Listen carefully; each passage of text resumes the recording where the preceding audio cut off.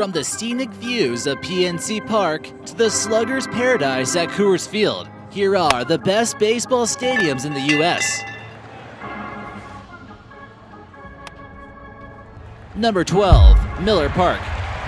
It's baseball season. Grab some peanuts and Cracker Jacks and go root for the local home team. If you're not from the U.S. and you're looking to get the full American experience within a short period of time, you definitely need to go to a baseball game. It's not called the American pastime for nothing, but some ballparks are just simply much better to get the experience at. Miller Park is home to the Milwaukee Brewers, a professional team in the National League Central, and it fits over 41,000 people at a time. This was one of the largest construction projects in Wisconsin history and was built using public funding, costing roughly $290 million. The unique mascots here make this an interesting atmosphere, and it's home to the racing sausages that you see here.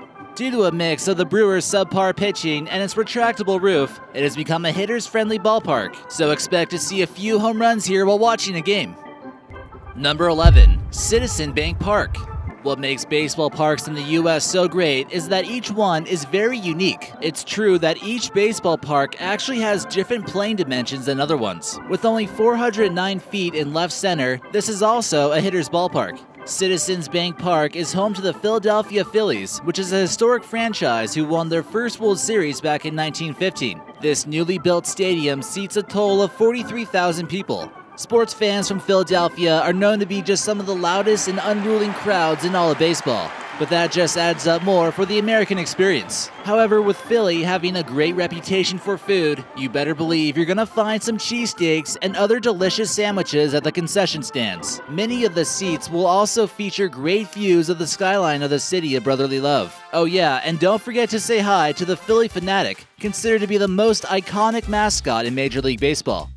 Number 10, AT&T Park. Located literally on the edge of the San Francisco Bay, spectators can soak up the stunning view if they end up with nosebleed seats. So really, anywhere you sit is going to be quite enjoyable. This stadium opened up in 2011 to replace the decaying Candlestick Park. The stadium roughly costed $357 million to construct, and it seats about 41,000 people. What's also crazy about this place is that people actually wait around in canoes in the harbor, hoping to snag a home run ball. This is really the only place you can do that. Another iconic image in this place is the Coca-Cola bottle and the old-fashioned glove just over left field. Due to its low elevation and often foggy conditions, it's really been considered as a pitcher's ballpark, and pitchers from all over the league mark a game here on their calendars. Number 9, Coors Field. Situated in downtown Denver, hitters will rave about the ultra-thin air at Mile High City, and you can expect to see more than 10 total runs scored each and every night. Home to the Colorado Rockies baseball team, they've enjoyed winning more than half of their games here, and their pitching is beginning to improve. But it's definitely a difficult task. It's the only baseball park designed at such a high altitude, and the low air density allows for maximum crushing power. This makes your odds of catching a foul ball or even a home run ball that much better. Coors Field also broke the record twice for being the stadium with the most home runs that were hit in one season. It doesn't get the name Coors Field for nothing either. You can expect only the freshest Coors beer to make its way into the stadium, and the Coors Brewery is not located too far away. After the game is over, you're right smack dab in the middle of Denver with plenty of other sights to enjoy.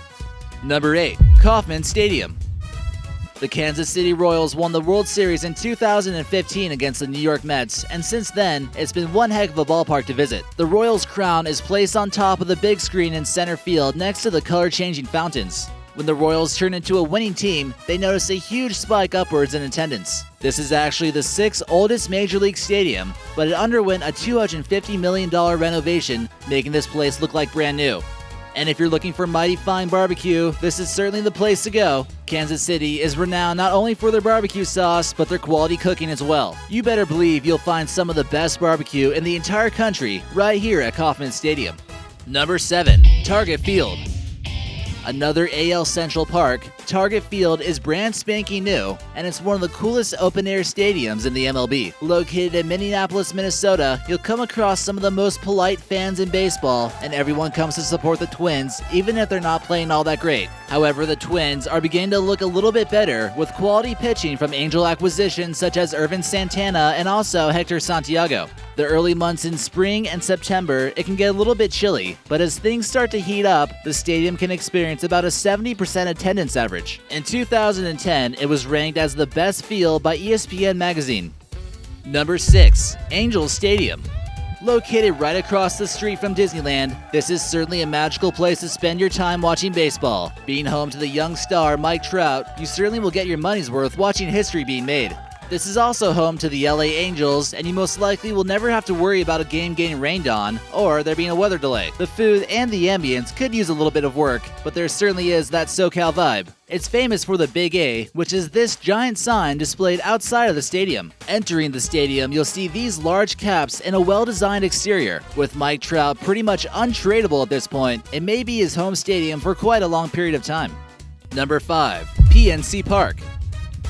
Home to the National League Central Pittsburgh Pirates, this old-fashioned baseball field sits right in front one of the most beautiful skylines in the U.S. It's found along the banks of the Allegheny River on the north side of Pittsburgh. Here, you'll also have a great view of the 6th Street Bridge, which showcases some of the city's quality steelwork. It was renamed to be the Roberto Clemente Bridge, after one of the Pirates' Hall of Fame players who batted a .317 lifetime average during the earlier years of the Pirates organization. What's also interesting about this stadium is its limestone facade. Here in this photo, we see the facade made up of the same thing as the Egyptian pyramids, with a statue of their pharaoh, Honus Wagner. This guy has one really expensive baseball card, by the way, if you can find it. Number 4. Busch Stadium. Located in the metropolitan area of St. Louis, Missouri, the new Busch Stadium ballpark has a maximum capacity of 46,000 people. You can also forget about those fancy IPA designer beers and grab yourself some freshly brewed Budweiser. This beautiful stadium sports a great view of an American monument just past center field, with spectators being able to easily see the St. Louis Arc while watching baseball. Number 3. Safeco Field. Sharing the field with the Seattle Seahawks, this stadium puts you right in the middle of the Seattle sports scene. Many visiting teams will tell you that it's not an easy place to play, and they are quite surprised by how rowdy the fans can get here. It's also described as one of the loudest MLB stadiums.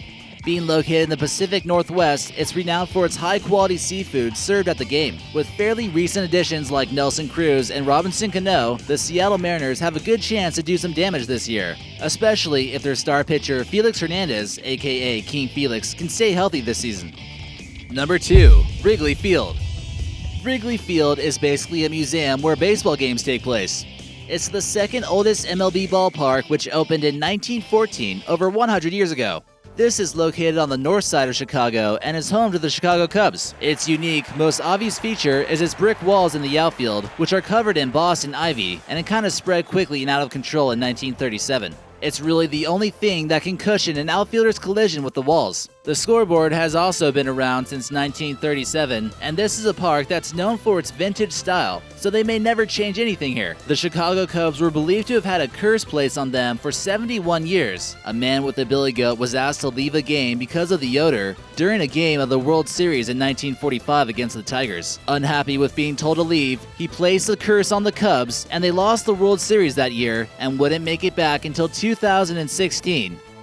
Number 1. Fenway Park. The oldest and possibly the most unique baseball stadium out there is certainly Fenway Park, home to the Boston Red Sox. This stadium was built in 1912 and hasn't changed a whole lot since. Its most notable feature is the green monster out in left field. No one's going to be able to rob any home runs over this fence because it rises 37 feet high in the sky. This photo was taken in 1996 of the green monster before additional seats were placed at the top in 2005.